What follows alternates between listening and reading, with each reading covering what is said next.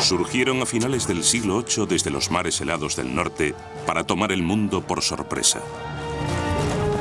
Durante los siguientes 300 años, asolaron las naciones civilizadas.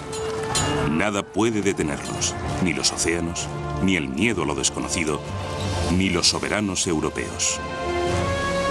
Son los vikingos. Y tras su leyenda bárbara se esconde una realidad incluso más espectacular.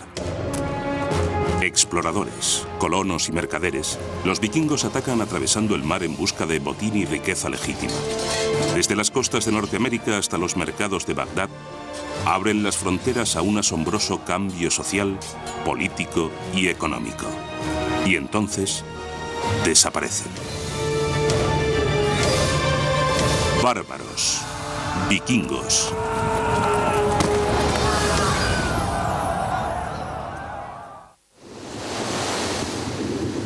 Hace 1200 años, los vikingos irrumpieron desde el Mar del Norte como bestias desatadas sobre un mundo desprevenido.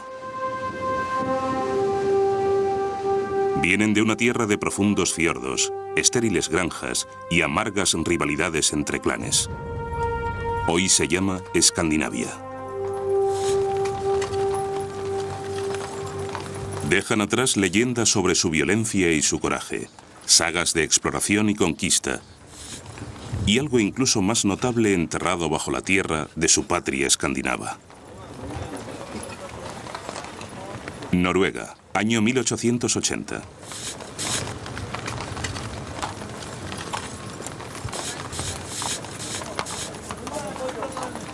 Unos arqueólogos noruegos hacen un descubrimiento extraordinario, abriendo una ventana al pasado y desvelando por primera vez cómo vivían y morían de verdad los vikingos. Fue asombroso. Transformó a los vikingos de una cultura de bandidos del norte con cascos de cuernos y espadas, abatiéndose sobre Europa, en un pueblo que tenía una civilización tan compleja y artística como cualquier otra de la Europa de la época. Un objeto desenterrado en varios yacimientos funerarios por toda Escandinavia revela más sobre el pueblo vikingo noruego que cualquier otro hallazgo. Es un barco, una tumba barco enterrado como un sarcófago y rellenado con los bienes que su propietario necesitaría en su viaje al más allá.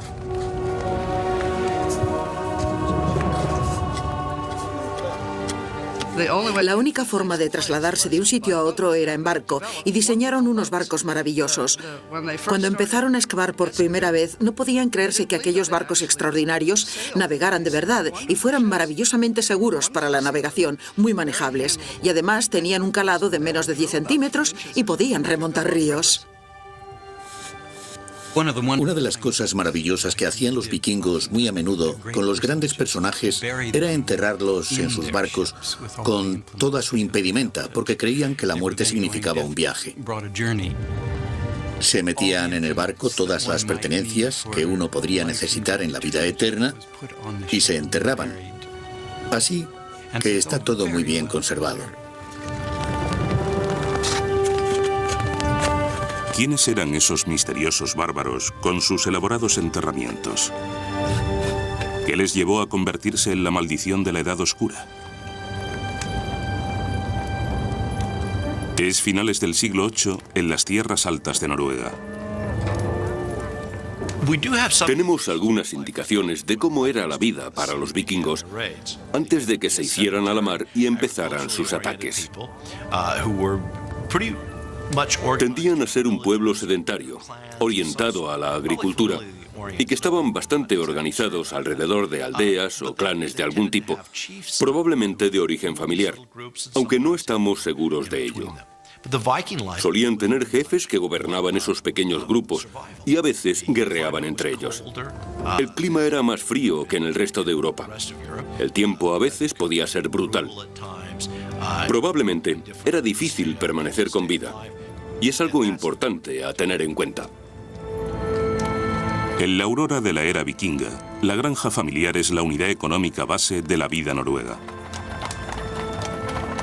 Como granjeros y pastores, siembran grano y hortalizas durante las cortas estaciones de cultivo y dependen mucho del ganado.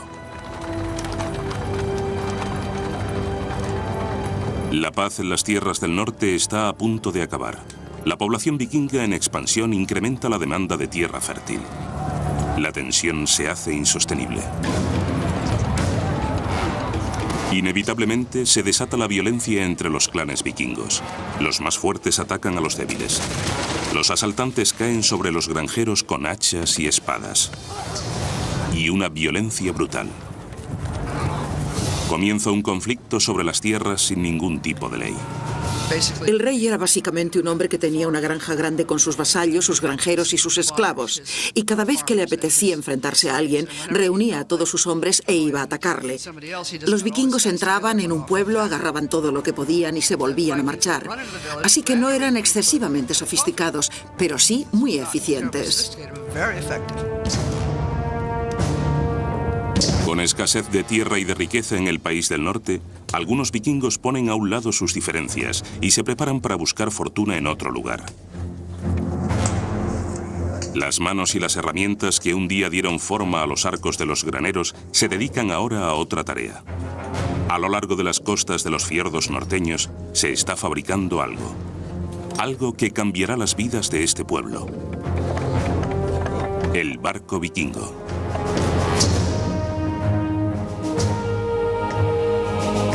Estas naves extraordinarias de diseño revolucionario darán un nuevo rumbo a la historia y lanzarán una ofensiva que dominará Europa y ultramar en los 3 siglos siguientes.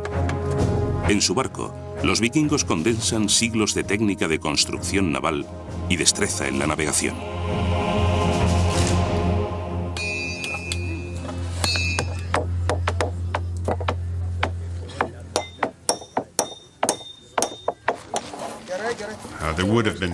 Sin el barco vikingo no habría habido vikingos. Es la evolución de esa tecnología la que les permitió dejar huella en la historia.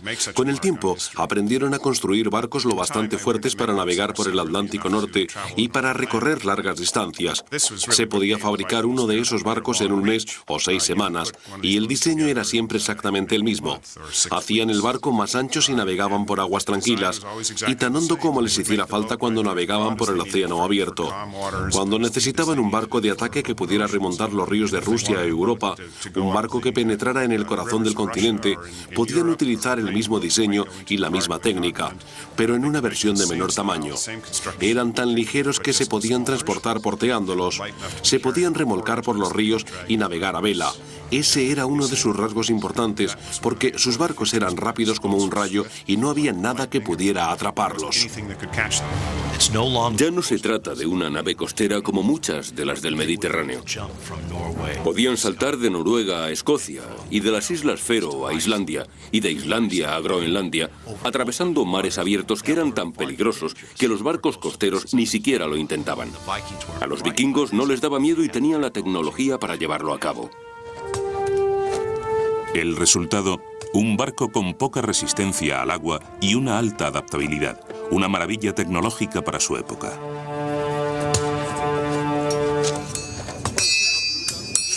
A los vikingos no les guía un único rey, ni un gobierno central. Cada aldea noruega actúa de modo independiente. Cada una proclama a su propio rey. Los vikingos se alían entre ellos para las misiones peligrosas, dejan atrás a las mujeres y los niños y zarpan. En busca de botín.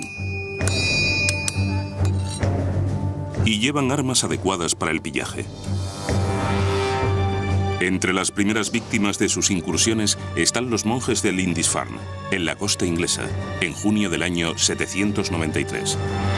Lindisfarne es la sede del monasterio de San Cuthberto, uno de los lugares más sagrados de las islas británicas, rico en devoción y en otros tesoros más tangibles. Cuando los monjes escuchan las campanas que les anuncian la hora de la misa, de repente salen del mar unos dragones. Los vikingos cayeron sobre ellos como una plaga, los descuartizaron, se lo llevaron todo e incendiaron el lugar. Los monjes se encontraron con el infierno y describían a los vikingos como demonios del Averno que se habían desatado sobre ellos. Los vikingos eran guerreros, es indudable. Vivían de la intimidación y el miedo, del terrorismo. Eran saqueadores, no eran soldados. Creo que eran extremadamente fieros, tanto como codiciosos y hábiles. Los consideramos bárbaros, pero en realidad creo que por su orden en la batalla, por el modo en que se aproximaban al objetivo, tenían un comportamiento militar muy disciplinado. El guerrero vikingo es una máquina de guerra muy sencilla. Es un gigante escandinavo, a menudo protegido por una coraza de cuero. Cada uno iba equipado con herramientas muy simples: un cuchillo, una espada y un hacha de batalla. Y según cuentan, el hacha de batalla era el arma más feroz de todas, porque los vikingos eran habilísimos lanzándola para decapitar a la gente o dejarla inválida. Los monasterios a lo largo de la costa eran especialmente atractivos para los vikingos a causa de su gran acumulación de riquezas y a la pasividad de los monjes. La crónica anglosajona, que comienza a finales del siglo IX, es la principal fuente histórica de Inglaterra desde el siglo V al XI. Registra el terror causado por los invasores vikingos. Dice literalmente: las incursiones de los paganos destruyeron miserablemente la iglesia de Dios en Lindisfarne, con el pillaje y la matanza.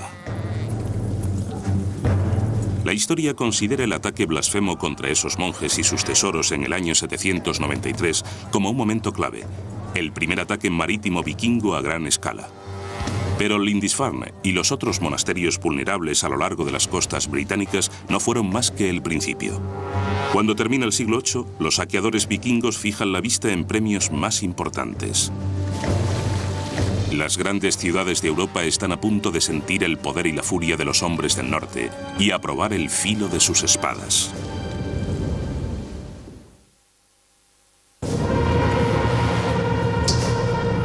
Los vikingos partieron de Escandinavia con el pillaje como objetivo. El ataque a Lindisfarne del año 793 desencadena un infierno de barbarie vikinga que amenaza extenderse a toda Europa.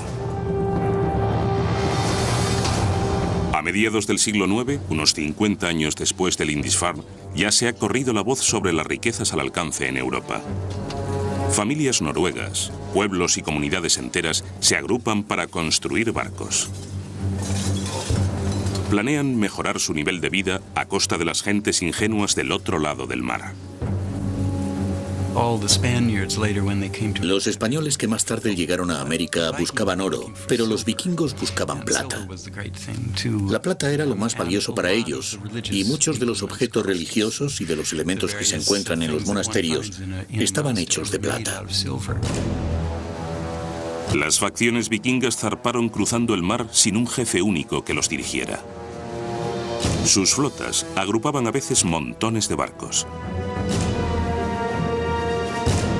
Pero aún así, cada flota actuaba independientemente, haciendo que la oleada de incursiones fuera más difícil de detener. La ambición de los jefes vikingos empezó a crecer, a la par que lo hacían sus reputaciones individuales. Europa era suya. Solo tenían que conquistarla. Europa es un continente extraño surcado por ríos casi todos navegables, a diferencia de Norteamérica o África, que solo tienen unos pocos ríos grandes. Europa tiene muchos, así que los vikingos pueden meter sus barcos por casi cualquier gran caudal de agua. Sus barcos son largos y estrechos y no requieren mucho agua. Uno de los primeros ataques fluviales se produce en el año 845 a manos de un infame jefe vikingo danés llamado Ragnar. Con una flota de 120 barcos, se inspira en el recuerdo de Lindisfarne para elevarlo a otra escala. Su camino hacia la batalla es el río Sena, su objetivo, París. Incluso antes de llegar a la ciudad, los vikingos de Ragnar diezman la vanguardia de las fuerzas francesas a orillas del Sena, reservándoles a los prisioneros franceses un cruento final. En el fondo eran terroristas que confiaban que el miedo que inspiraban les facilitara el paso. No querían trabajar más de lo necesario. e intentaban ser lo más crueles posible. Había un vikingo famoso al que llamaban el amante de los niños porque lanzaba bebés al aire y los pinchaba en su espada cuando caían. No eran buenas personas. Se dice que los vikingos de Ragnar ahorcaron a 111 prisioneros ese día. Un monje local llamado Emmentario describe el asalto vikingo y la devastación que le sigue durante décadas a lo largo de los ríos Sena y Loira y más allá.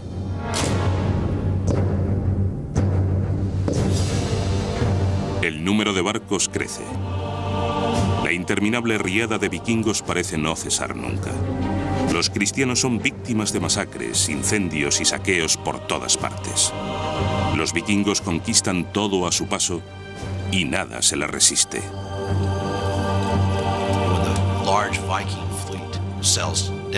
Cuando la gran flota vikinga navega por el Sena hasta París, la gran ciudad está bien defendida. El rey de Francia, que residía en París, decidió sobornarles en vez de sufrir la posible destrucción que resultaría del enfrentamiento. El rey de Francia, Carlos el Calvo, le paga a Ragnar casi 6 toneladas de plata y oro para que los saqueadores se vayan y no regresen jamás. Pero produce el efecto contrario. Cuando se corre la voz de que se pueden obtener tributos como botín, que hay tierra y mercancías por todas partes, el pillaje del norte de Europa y de todo el continente continúa con todavía mayor fervor. Entre los años 790 y 1100, los vikingos siguen el curso de todas las grandes rutas fluviales y marítimas hacia el corazón del continente. A los vikingos les aguarda un nuevo mundo. Los noruegos son tal vez quienes escriben el capítulo más brillante de la historia vikinga, como exploradores indómitos colonizando Islandia, Groenlandia y continuando más allá. Con la colonización de Islandia surge la historia de 2 vikingos noruegos legendarios, Erik el Rojo y su hijo Leif Erikson. A finales del siglo X, Erik conduce una expedición hasta allí y se convierte en el primero en instalarse en esa tierra inhóspita. De temperamento pendenciero, a Erik pronto le destierran de Islandia durante 3 años. Navega hacia el oeste y se establece en la costa este de Groenlandia. Y empieza a hacer propaganda de esa tierra. Y como no puede decir que solo tiene una franja de costa habitable, decide contar que es Greenland. Está cubierta de verde. Algunos colonos le creen, pero cuando ven cómo es de verdad, se dan la vuelta. Pero muchos vikingos fuertes, recios y emprendedores se quedan y se enfrentan a una vida durísima. El suelo no se podía trabajar, pero había pesca y otro tipo de carne. Aún así, era una tierra árida. Bajo el mando de Erik el Rojo, se desarrolla una sociedad agraria nórdica que se las arregla para salir adelante en ese lejano paraje. Como gobierno, los habitantes acuerdan un Althing, una especie de asamblea pública o tribunal trasplantado de su patria. Allí los hombres libres tienen derecho a hablar en su defensa y sobre asuntos que conciernen a la comunidad. En esta comunidad de hombres libres se forma el hijo de Erik el Rojo, Leif Erikson. Al igual que su padre, tiene alma de explorador.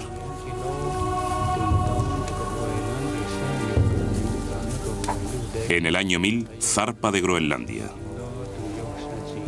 Leif Erikson sigue el rumor de otro vikingo que cuenta que, navegando hacia el oeste, a la otra colonia de Groenlandia, fue alejado de su ruta por un vendaval. Cuando recuperó el rumbo, apareció frente a la costa de una tierra muy verde y frondosa. Y Groenlandia no era verde ni frondosa. Siguiendo los rumores de una tierra desconocida hacia el oeste, Leif Erikson descubre un nuevo mundo. Es algo fascinante y muy polémico. Personalmente, creo que América fue descubierta por los vikingos en el año 1000. Se ha fechado con carbono la presencia de Leif Erikson en Terranova, precisamente en el año 1000. Así que sabemos que los vikingos llegaron por lo menos hasta Terranova y probablemente más lejos hacia el sur. Los intentos de colonización americana de los groenlandeses fracasan. Se estima que el asentamiento de Terranova duró solo una década. Pero 500 años antes de que Colón llevara a cabo su gesta, los vikingos unieron los hemisferios oriental y occidental. Tras pasar un invierno en Terranova, Leif Erikson regresa a Groenlandia. Introduce algo nuevo entre los colonos. Con las mismas herramientas que construyen los barcos, fabrica las rústicas cruces de una nueva religión. Decidieron convertirse. Leif Erikson fue a Noruega y el rey le pidió específicamente que llevara el cristianismo a Noruega y cristianizara las colonias groenlandesas, y él lo cumplió debidamente. A medida que los vikingos extienden su influencia, el mundo exterior empieza a afectarles. Sus jefes consideran el cristianismo como un modo de unificar a los vikingos, con el objeto de tener más poder sobre ellos.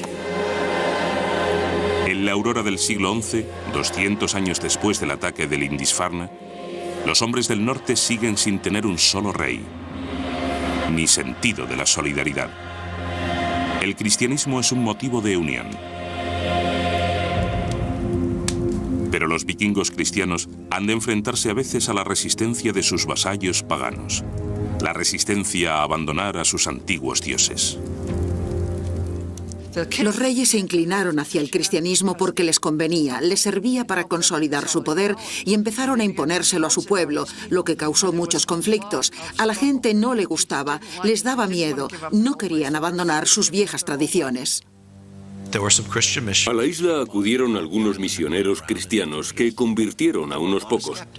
Pero había muchos escépticos y en una ocasión decidieron hacer una prueba con sus deidades paganas, con el representante de esas deidades que se conocía como Berserker, un hombre que estaba loco, por decirlo de un modo agradable. Y los misioneros cristianos les desafiaron. Les dijeron: vamos a encender una hoguera y vosotros encenderéis otra. Si el berserker atraviesa vuestro fuego pero no puede atravesar el nuestro, entonces sabremos que el paganismo ha vencido. Es casi como un duelo del Antiguo Testamento. La historia cuenta que el berserker llegó, pasó con facilidad sobre el fuego de los paganos, pero no pudo atravesar el fuego de los cristianos. Así vieron todos que el cristianismo era la religión verdadera y se convirtieron.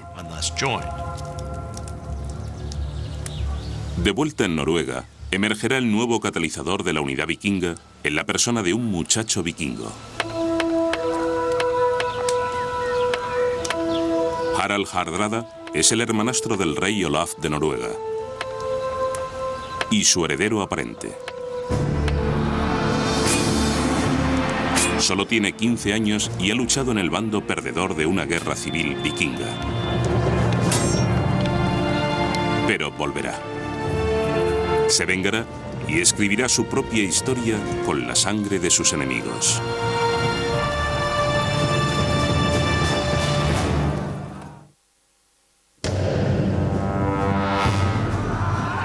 Los vikingos se extienden por Europa como una plaga asesina.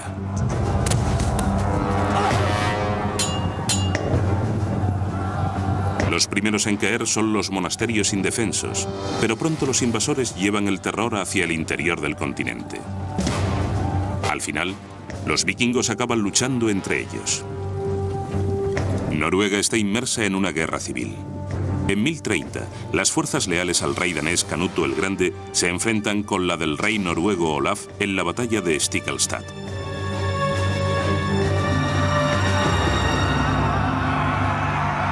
Entre las cenizas de la lucha fratricida que ensangrienta la tierra y el alma de Noruega, se alza un joven guerrero, Harald Hardrada, hermanastro y heredero del rey Olaf. A mediados del siglo XI, cuando Harald se hace adulto, desarrolla la ambición de guiar y unificar a Noruega. Pero primero tiene que adquirir el poder para llevarlo a cabo. Harald era un personaje interesante. Empieza su reinado vikingo siendo muy joven. A los 16 años resulta herido en la batalla que al final acabará con la vida de su hermanastro el rey y se ve obligado a huir. Harald Hardrada se enfrenta al exilio en las tierras lejanas del norte. Se dirige a Suecia, luego finalmente a Kiev, una floreciente ciudad comercial en lo que hoy es Ucrania. En 1031 sigue la ruta de los vikingos suecos, que habían establecido centros de comercio en los 2 siglos anteriores para acceder a las exóticas mercancías de Oriente. Los suecos llegaron como salvajes saqueadores, pero se quedaron para convertirse en mercaderes cosmopolitas. Mediante el comercio, Kiev conecta el mundo escandinavo con el extenso universo de Oriente, un aspecto que no pasa desapercibido para Harald. Cuando se encuentran tesoros de esta época, hay monedas de todo el mundo. Han encontrado estatuillas de Buda en las ruinas de Hedevi. Tales eran los contactos de ese pueblo. Eran más importantes como comerciantes que como saqueadores.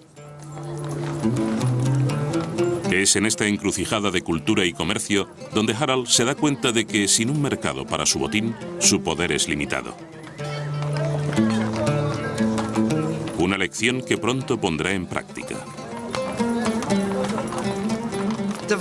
Los vikingos llevaban viviendo del comercio cientos de años.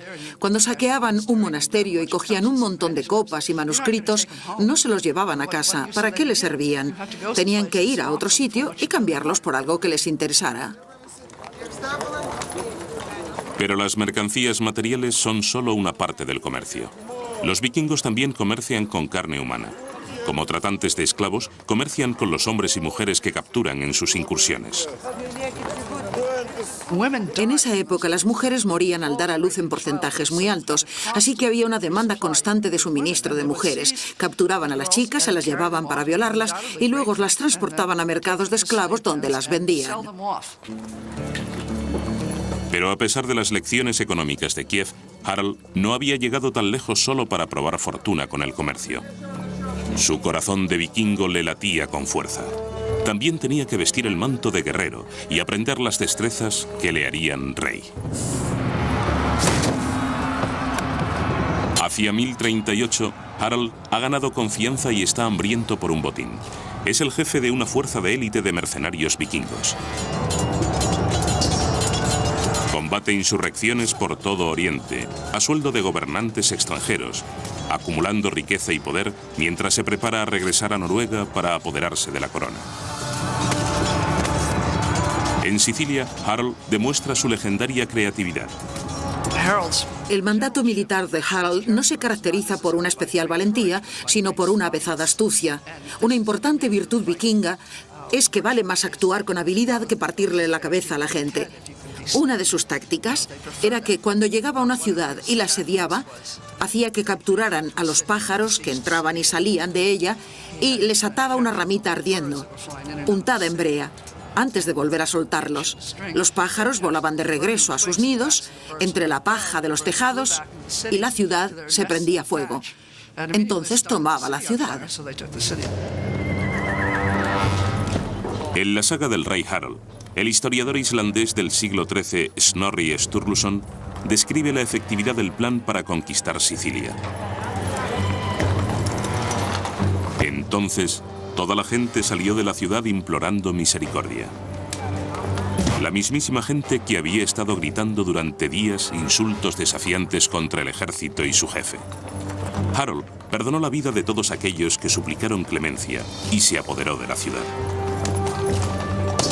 Después de 15 años, el astuto Harald se ha hecho con la reputación y la fortuna que necesita para reclamar su derecho legítimo a la corona de su patria dividida.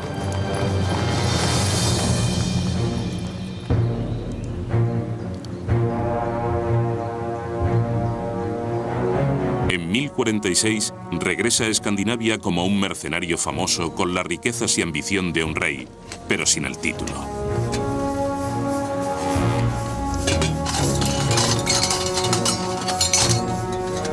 Como siguiente en la línea de sucesión al trono de Noruega, está preparado para jugar sus cartas. El problema es que ahora el trono está ocupado por su sobrino. Para poder reclamarlo tiene que negociar un poco. ¿Y qué hace? Es un individuo políticamente muy astuto y naturalmente consigue llegar a un acuerdo con su sobrino para gobernar conjuntamente. El acuerdo funciona. Su sobrino muere en un año. No existe nada que indique que Harald lo hiciera matar, aunque es cierto que surgen acusaciones que apuntan en esa dirección. Harald no las desmiente. Al final está al mando de Noruega.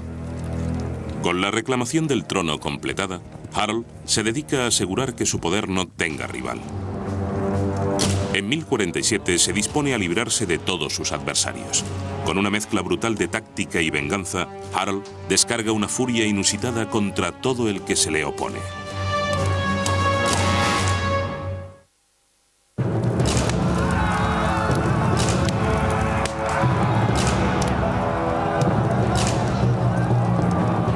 En 1047, después de muchos años de perseguir el poder, Harald Hardrada se convierte en rey de Noruega.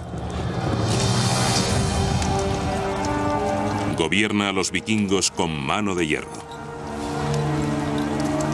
Los hombres de Harald no muestran misericordia al arrasar las granjas y aldeas de quienes se le oponen. Su mensaje es simple: someteos o morid.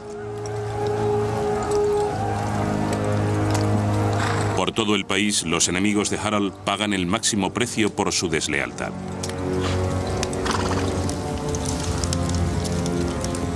En la saga del rey Harald, el rey celebra su crueldad insaciable con estas palabras: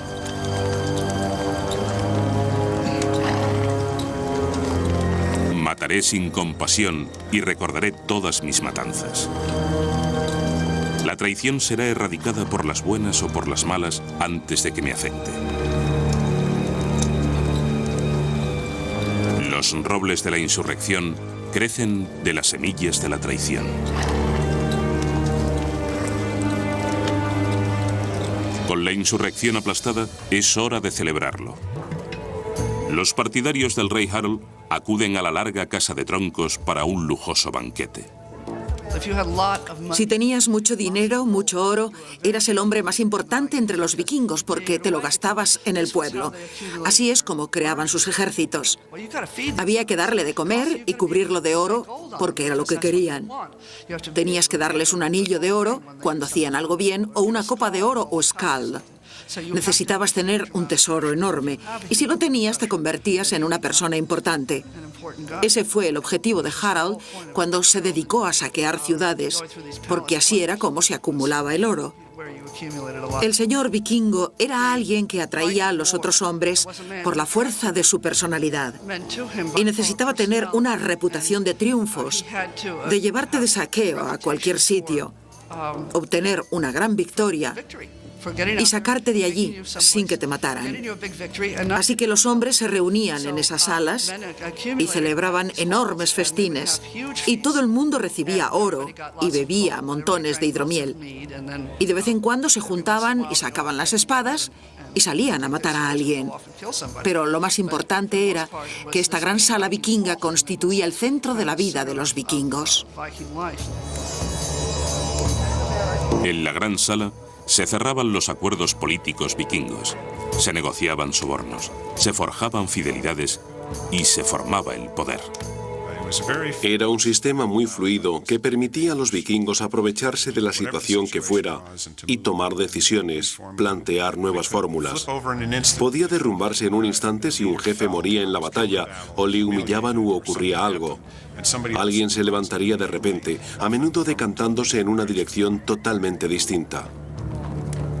Con Kiev como modelo, el rey Harald se dispuso a crear un centro comercial importante en una ciudad costera estratégica donde estarían disponibles mercancías de todo el mundo.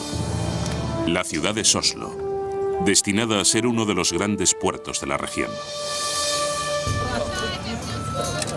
El rey Harald sabe que el comercio unirá al pueblo vikingo y les aportará la estabilidad y la riqueza que desean.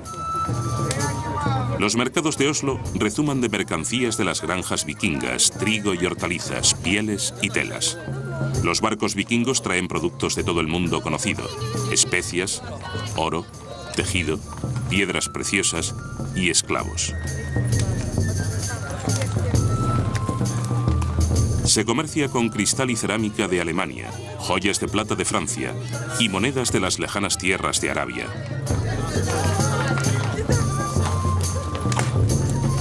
Los vikingos se convierten en hábiles comerciantes a la vez que Oslo crece y prospera.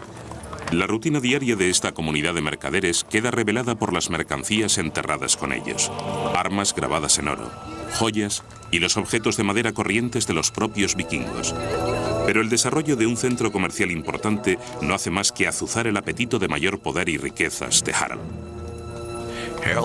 Harald decide que ha llegado la hora de conseguir un objetivo más grande. Y ese objetivo más grande es Inglaterra. Se sube a un barco, una flota de barcos. Se le une el hermano rebelde del rey de Inglaterra y zarpa rumbo al sur. Cuando contempla Inglaterra y el futuro, seguro que Harald se imagina su propio imperio extendiéndose tan lejos como le lleven sus barcos. El antiguo refugiado ha obtenido un poder y un ascendiente político increíbles sobre su beligerante pueblo. Ya había derrotado a sus peores enemigos vikingos. Sus incursiones apenas encuentran resistencia. Inglaterra y sus riquezas parecen estar al alcance de su puño de hierro. Pero a Harald y sus hombres les aguarda un ejército duro y disciplinado, y una lucha mayor que cualquiera a las que se han enfrentado.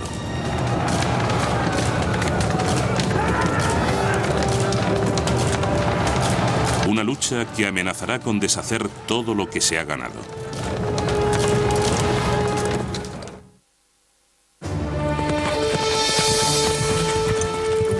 Finales de septiembre de 1066. Un jinete porta urgentes y funestas noticias para la ciudad de York. El rey vikingo Harald se acerca. Los ingleses le conocen bien por su reputación de brutalidad. Solo una respuesta rápida y un gran coraje pueden detenerle. Harald ha comenzado su conquista por la costa, y tras ganar una rápida sucesión de violentos conflictos, parece que allí su victoria está asegurada.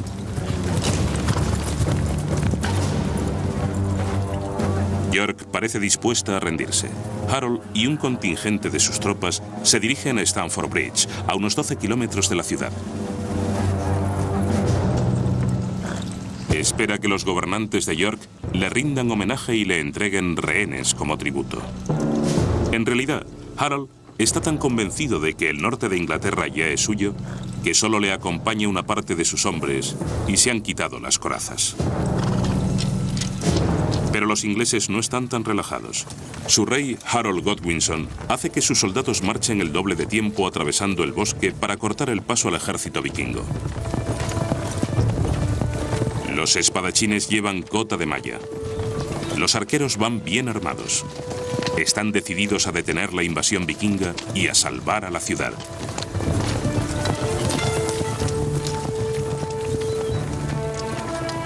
Cuando aparece el ejército inglés, o al menos eso cuentan las sagas, los vikingos se quedan asombrados al ver brillar al sol de mediodía las armaduras del ejército que se les acerca. No saben quién es, pero según se va aproximando lo reconocen. Según la saga del rey Harald, a los vikingos el brillo de las armas les pareció una lámina de hielo. Harald toma una decisión malograda. En vez de retirarse y aguardar a que el resto de sus tropas desembarque, quiere luchar ya.